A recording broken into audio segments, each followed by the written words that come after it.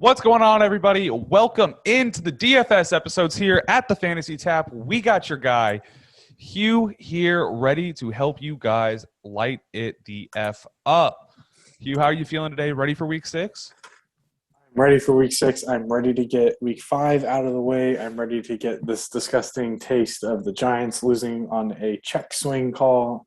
I went to the San Francisco game against Arizona last week, and I had some hope in the third quarter there, but then they just crushed my soul in the fourth. So that's just how my week's gone.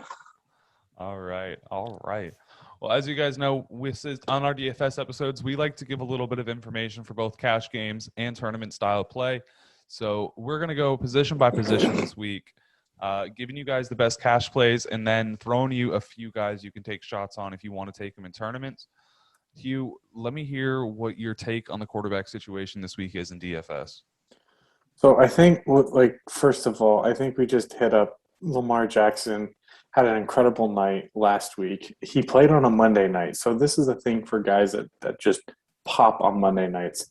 They have a really big game. However, DraftKings in particular and FanDuel, they put their pricing out earlier before that game goes off. So the following week's pricing comes out and then the game goes off. So Lamar hit that almost 50 burger on Monday Night Football, and his price has not gone up. It's 7,400. So I think Lamar is very cash and GPV viable this week. Fair enough. How are you feeling about guys like Justin Herbert in that same game? We're not guys like. How do you feel about Justin Herbert in that same game? Obviously, Justin Herbert in standard scoring settings was the highest scoring quarterback on the week, only going 100 less than Lamar at the point. So I think both of those guys are great plays. Maybe not so much Herbert in cash because I think there's another couple viable in cash. But I think Herbert definitely can garner some ownership in GPPs. I like that.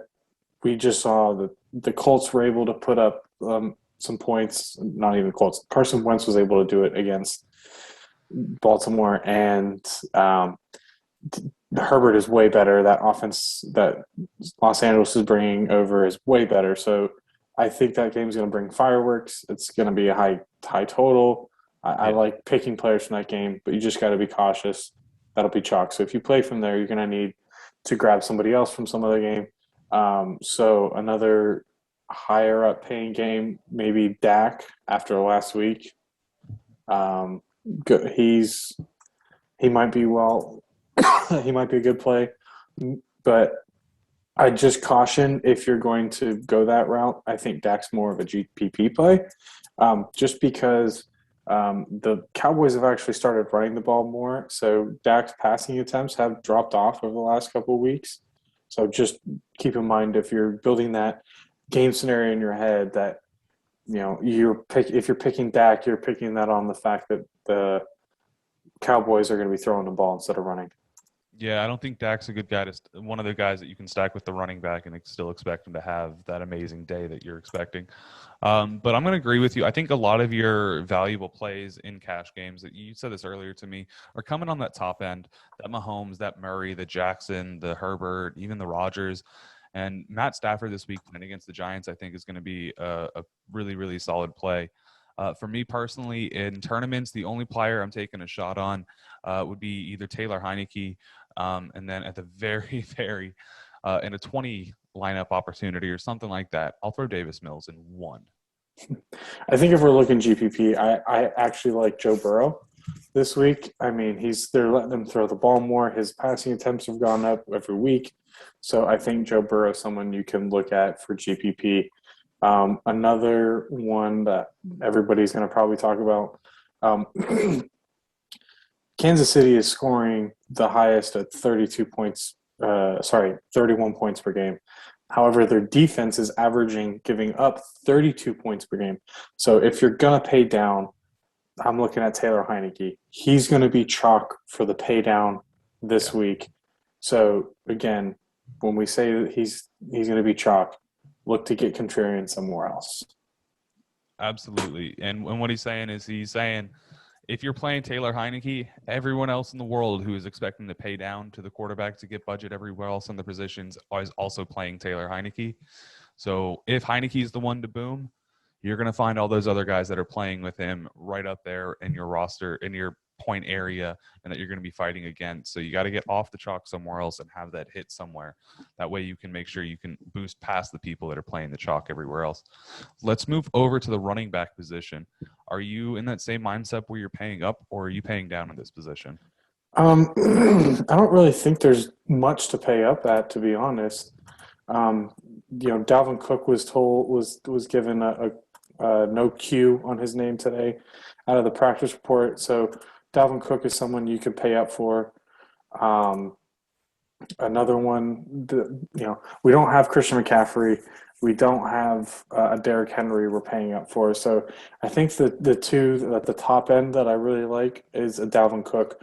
We saw this last year after he pulled out of a game, was out. Madison came in, had this big blow-up game, came back in, kind of went out. Basically the same thing last year he did this year. And then he took a week off, came back last year, and he dumped 30 points on everybody. So yeah, might do it again this year. Don't know. And then I think I'm more or less building in my mind with watching and seeing how the Cowboys have been playing. I really like Zeke this week. If you're paying up at running back, that Cowboys offense is going through him.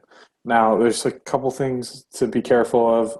However, the ownership for the Cowboys said that their offensive lineman was going to play. He's been out with an injury this week. So I just look at the injury report for the Cowboys if you're looking to go ahead and pay for Zeke. Okay. As far as, let's talk about Jonathan Taylor, Kareem Hunt, and Darrell Henderson. Taylor obviously coming off that huge week. Kareem Hunt looking to be the sole back in Cleveland this week, and then Darrell Henderson as well, just getting so much usage. Are these guys – I feel like Hunt and Henderson this week are obviously super chalky, and then Taylor can be that, especially after the week he just came off of. You're expecting a lot of people to be playing him as well.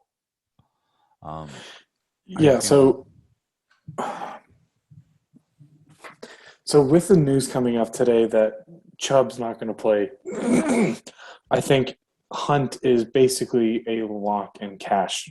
He's going to be 50% ownership. So at that point, okay, so when you see somebody like this, like an Alexander Madison was a couple weeks ago, you have two bets. Either one, you're going to bet with the chalk, and you're either going to fail with the chalk, and everybody who's played him, you're going to play that. Or you are the IKB, I know best, and I know this player's not going to do it, and you're probably in the smaller portion when you do that. So if you're playing cash games, like players that come up like this, I think Hunt is like you just put him in there and then just go from there. Like he's going to be 50% owned. Don't worry about the ownership. Play him in cash. He's got 21 touches last week. The guy's got the entire backfield to himself. Wind is being talked about to be a factor in this game. It's like 15 to 17. 20 miles an hour, I think. Yeah. Okay, so it was 20 miles an hour. So, I mean, we saw this happen last year with going there to Cleveland. I think it was, 40 miles an hour for one game against the Raiders? Yeah, it was 40 miles an hour, and it was raining. And in that week, Kareem Hunt and Nick Chubb both got like 20 touches, 20 carries plus pass catching work. Yeah, so I think Kareem Hunt, lock and cash, just go from there. Another one that you mentioned, Jonathan Taylor, I think is in a great spot against Houston. Yeah. New England was able to do some damage against that team, however, not much. But previous teams have just gashed Houston all over for runs. So I love Jonathan Taylor. He's actually been getting a little bit more pass work, so that's pretty good. So I think Darrell Henderson, great spot for him. If you're running from the game script of LA gets up, they need to salt away the lead, and Henderson just keeps getting the ball, and gets somewhere between 15 to 20 DraftKings points. You I know, like it. So some of the tournament plays that I'm looking at, Javonte Williams with Melvin Gordon questionable at this point. I actually think Javonte Williams is someone that you can sneak into a cash game if you're looking to take a contrarian play, someone that's not everyone's going to be playing, but I do think that he's almost locked in to have a sizable role. Devontae Booker, you'll be seeing a lot in tournament plays this week, just on the fact that he was no Saquon Barkley. He took right over, got 18 carries right away. But I'm not super hot on him at that point. I think I'd be taking a shot somewhere else, hoping for an upside play. Because again, he's going to be a cheaper running back that everyone's playing. yeah. Is there any other cheap plays that you like?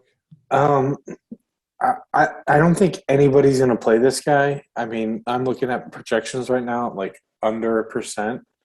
Latavius Murray.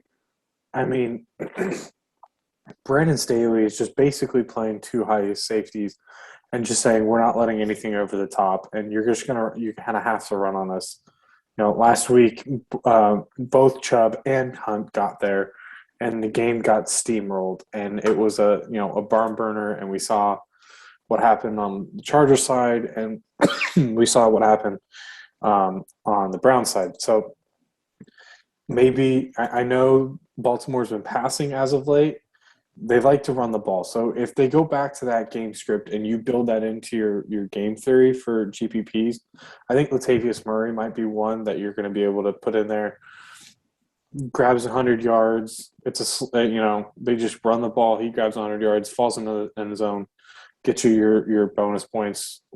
You're winning there with 5,700 running back. And then I like your call on Javonte Williams. There, I think, maybe J.D. McKissick, that bone bruise that shin problem that Antonio Gibson's been dealing with doesn't seem to slow him down, but like his name keeps coming up on the injury report. So if whatever reason like that injury bothers him during the game and McKissick comes in and this is supposed to be a high scoring game, I think you might be able to throw McKissick in there for a GPP play. His ownership right now is like probably going to be under 3% in large field tournaments. So if you want to be contrarian and get off of like McLaurin or Ricky Seals-Jones, like, you can play McKissick. And it's probably this is a reach, but Brandon Bolden, I mean, he's the poor man's version of James White. He's getting the receptions. He hasn't fumbled yet, so he's not in the doghouse for Belichick. Throw him in there against Dallas. And then the one other one that I just want to say before we move on, Khalil Harbour. Coming in at 4,600, I mean, stone cold, he's getting the touches. There's nobody else that's there that's going to get the touches. They gave him touches last week, and they wanted to get this kid involved. And at 4,600, he's going to garner probably a quarter of the 25% in large field tournaments. But paying down, I would go with Cleo Herbert. All right, I'm actually fading Herbert a little bit, just in the fact that he didn't get those 18 touches last week. The problem for me was it's his rookie season. I personally don't know much about him in college. I don't know how he was utilized in college, if he was getting the pass catching work, but we didn't see it last week at all. And he wasn't necessarily a pass catcher in college, but what stuck out to me in his college tape was he was explosive, he could finish, and he scored touchdowns at the college level, and that translates whenever he gets a chance. However, they have David Montgomery, so yeah. He's not like top tier, but like he's a good backup. But they did sign Damian Williams, and unfortunately that went through. But he's got the size to be an NFL running back, so I wouldn't hesitate to put him in. I think you take a shot on him because he's going to get the touches.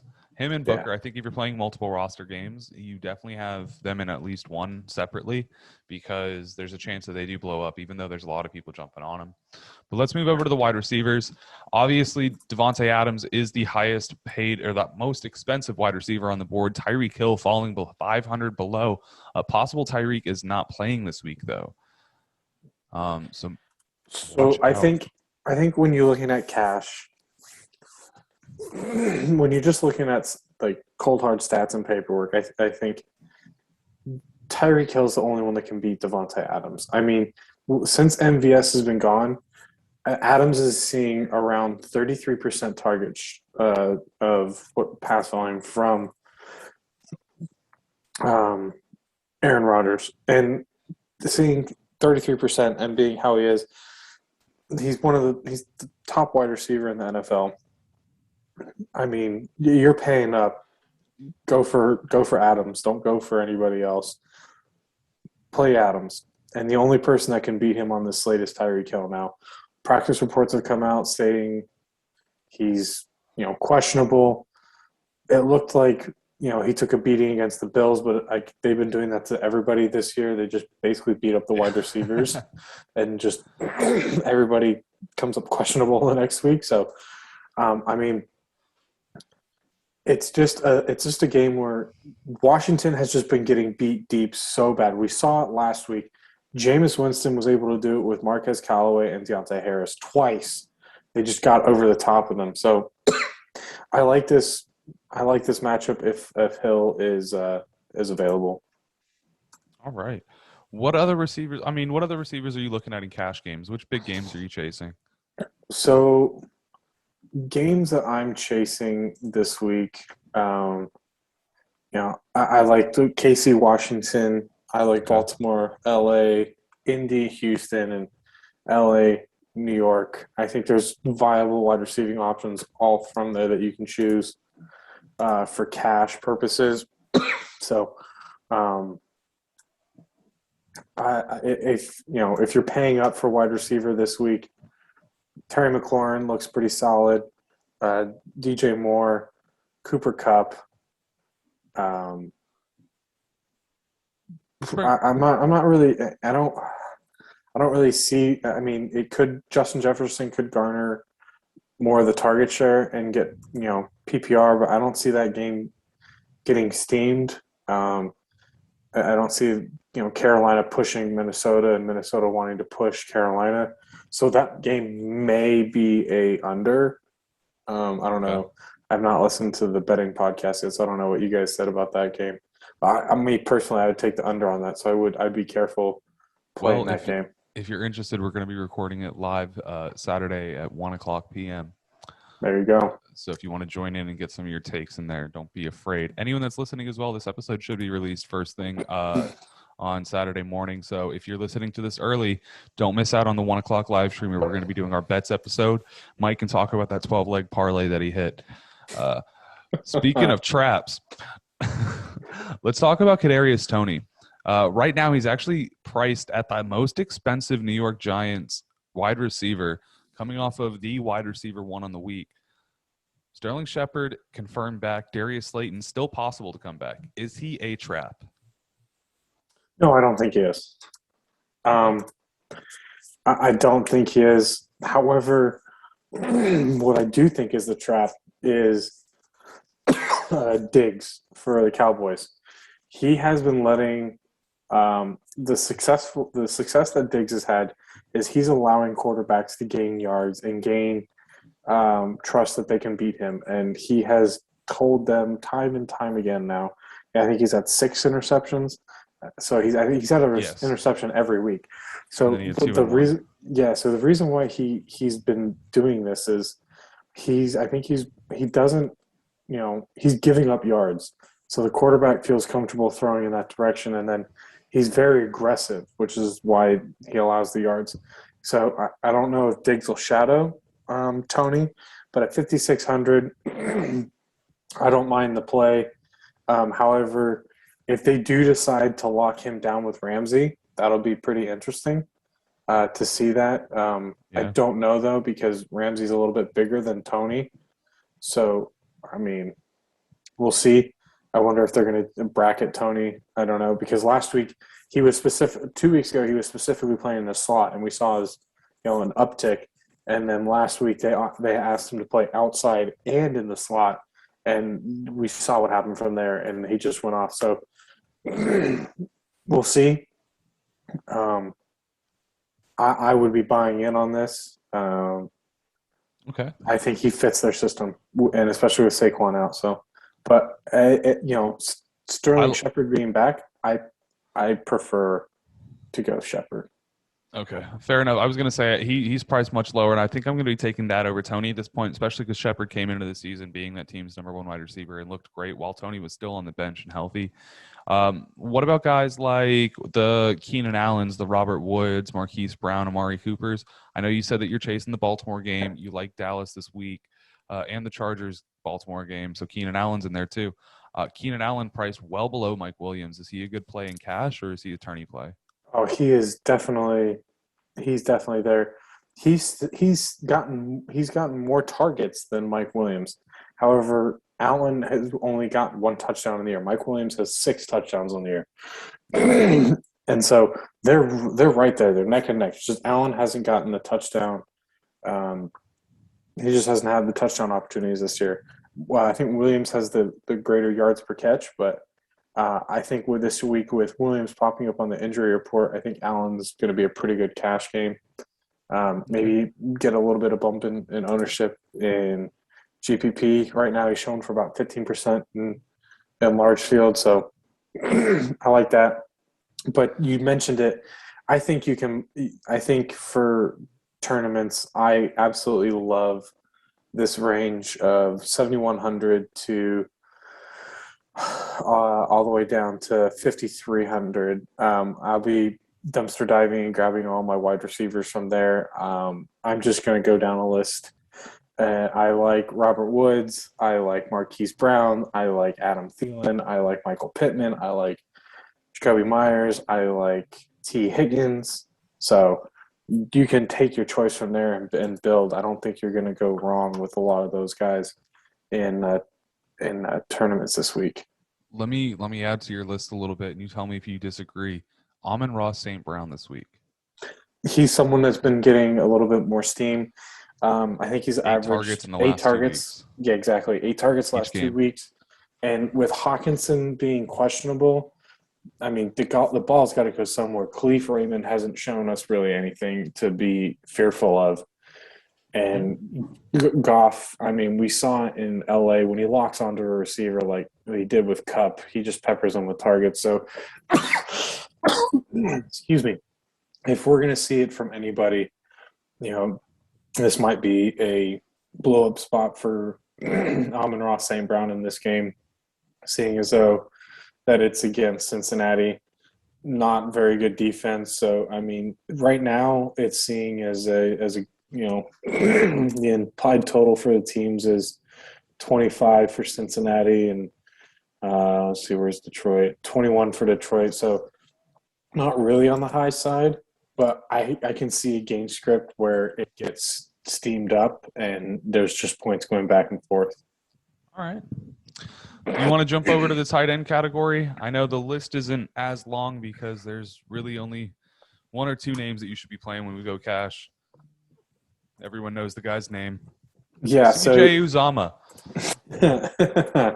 yeah, definitely play CJ Uzama. Or I was thinking you play David Njoku, but anyway, yeah, no. So I made a comment that you just put Hunt in your cash and walk away. The second name you need to enter is Travis Kelsey. So he hasn't scored under 20 DraftKings points in those last 20 games, only twice. And he's priced as a wide receiver. He's priced as his lowest. Excuse me. I don't know what I'm getting out of me, but he's only been priced down at near 7K his rookie season when he was a tight end. So he is being massively mispriced right now. And I think in cash, you just put him down and you put Kareem Hunt and then you go from there. So he's like, you can do it too in cash. You can play two tight end set. You can play a Ricky Seals that's down in where's he at? He's down at yeah, he's at 3K. So you can play a Ricky Seals Jones. You could play a Donald Parham. You could play pretty much the end of the list right there. Yeah, I wouldn't go Cole Kmet, but you could play a Moali Cox, and you could play Jared Cook, and like then you can play Travis Kelsey as a wide receiver because he is priced right now as a wide receiver. So with Tyreek Hill being questionable, I think Travis Kelsey is a lock in cash and in GPP. You can go two tight end sets and you're set. All right. Anyone else that you're playing in cash games, or is that's your only recommendation? I don't know if I want to play Darren Waller at 66 with the turmoil that's going on in Las Vegas. Yeah, I'm kind of like, I don't know if it's going to be a bothersome. Like, is it going to galvanize the team? It might be a prove it game, just being like, we didn't need him. Maybe, but so the only problem is Denver is allowing like one of the top teams to denying fantasy points to a quarterback. Mm-hmm. So like especially the last 2 weeks. Yeah, they're rated very highly. They like anybody that plays them, they kind of take a dip in their fantasy points. Mark Andrews, again, has the same pricing situation as Lamar Jackson. I think Dalton Schultz, Blake Jarwin is just getting taken a back seat of that. Hunter Henry, you can play again. David Njoku, I think you can play again. And Jared Cook, I think you can play again. Okay. Yeah, that's pretty much anyone I would be touching. And then you've already named him like 10 times this episode. The only guy I'd be playing in a tournament style outside of someone, if I budgeted for a high-end tight end, would be Ricky Seals-Jones. After that, you're taking such shots in the dark. Ricky Seals-Jones has been able to come into this so far and play fairly well and getting a lot of targets the past 2 weeks. So I might take a shot on him. Yeah, right. He's definitely – I think he was on 98% of the snaps or something like that. Or no, 92% of the snaps last week or something like that.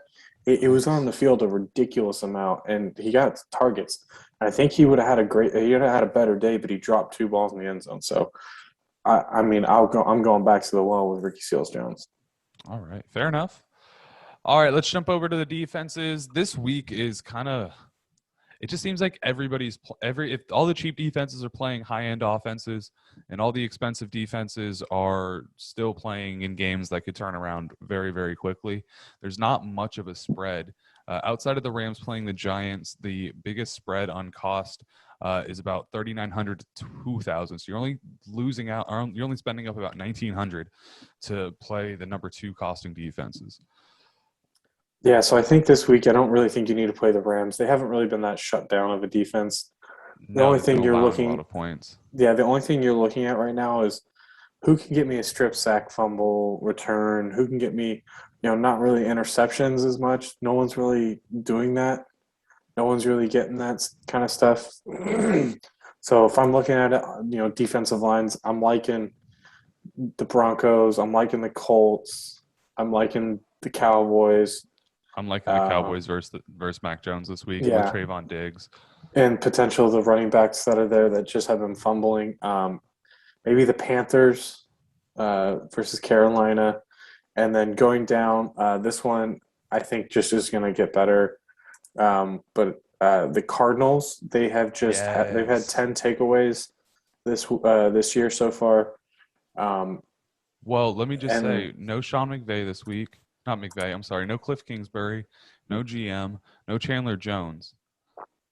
But we still have those 40-mile-per-hour wins, or the 20-mile-per-hour wins. No Nick Chubb. Kareem Hunt's questionable at this point. I really like that one. I was going to bring it up. So I think you can take either one. I think there's going to be some turnovers in that game, potentially. So you can take the Cardinals, you can take the Browns. I'm liking that. And then if you want to go nuts and you want to get if you want to find this narrative, the Lions down at 2,100 and Dan Campbell crying for his guys and how fiercely they played. You know, I saw a poll on Twitter this week taken by a Lions fan page. I don't know if you saw this, but it was how is Dan Campbell's doing this year? And it was like 98% overwhelmingly like we approve of what he's doing. He's 0-5. Like they haven't won. Yeah, it was like best 0-5 coach ever. Yeah, best 0-5 coach ever. So it's like, do you want to take the narrative? Cincinnati still has the 28th worst ranked offensive line. We've seen it. Burrow's getting hit. They're still going to score points, but I mean, if you walk away with like 6 to 7 points down there, you're punting it and you're getting a return. So I don't hate it. I'm going to agree with you there. All right, so I'm going to move over to this handy dandy share screen, and we're going to make our own DraftKings lineup. This is actually going to be for the draft time matchups presented by Miller Lite, not a sponsor. And we're going to start out with, what position did you say you like to start out with? Was it your quarterback or your defense? Yeah, let's go quarterback. So I just want to bring this up here as John's scrolling through here. So if you go to the matchups here every week, this is a free matchup. DraftKings offers about 5 free tournaments every week. So if you're asking like, oh, how could you be playing so much? Like, I got a lot of practice in doing these free tournaments every week. They do showdown slates. They do all this kind of stuff. So it gets you into wanting to play, and then you put some money in and go from there. So I would advise heavily to play some of these. It gets you kind of, it gets some skin in the game. So. All right. So out of the quarterback position, are we going to start? Do you want to go cheap or do we want to pay up? Let's see here. I'm going to look at my sheet here. I have no problem spending for Lamar Jackson in this game. Yeah, I've let's do I want to do a Herbert with actually, you know what? Here, nobody's talking about this. I don't know, a lot of people are let's go down to Matt Stafford. Stafford, okay. Yeah. Down to Matt Stafford. Do we want to go to wide receivers and get our stack together? Yeah, let's claim Cup or Woods. Let's go Woods because he's cheaper than Cup. Okay, I agree with that one there. All right. And then let's bring it back with Shepard. Shep. I like where this one's going already.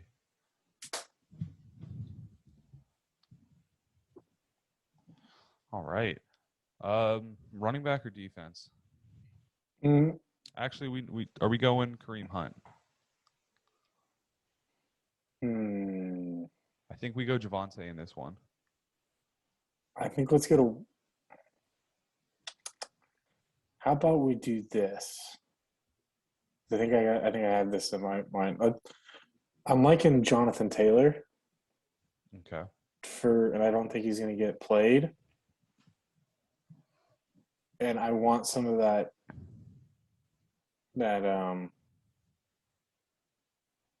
game with Baltimore, but I don't want to play for any of the wide receivers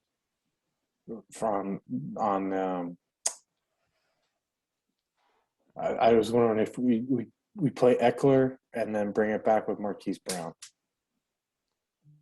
At our third wide receiver, Marquis Brown. Yeah. See what that was, because I'm trying to think of something here. If you played Marquis, and I think we play a one-off on the top and the. Do we have enough for? All right, let's get rid of Eckler, and we'll just play Marquis as a one-off.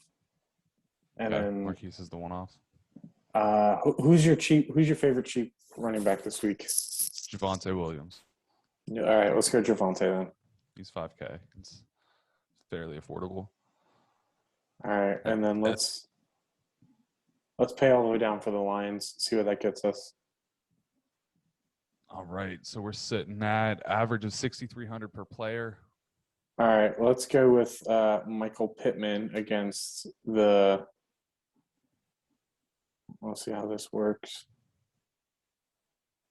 If we can get up to Kelsey, then we'll do it. If not, we'll play. We do have enough.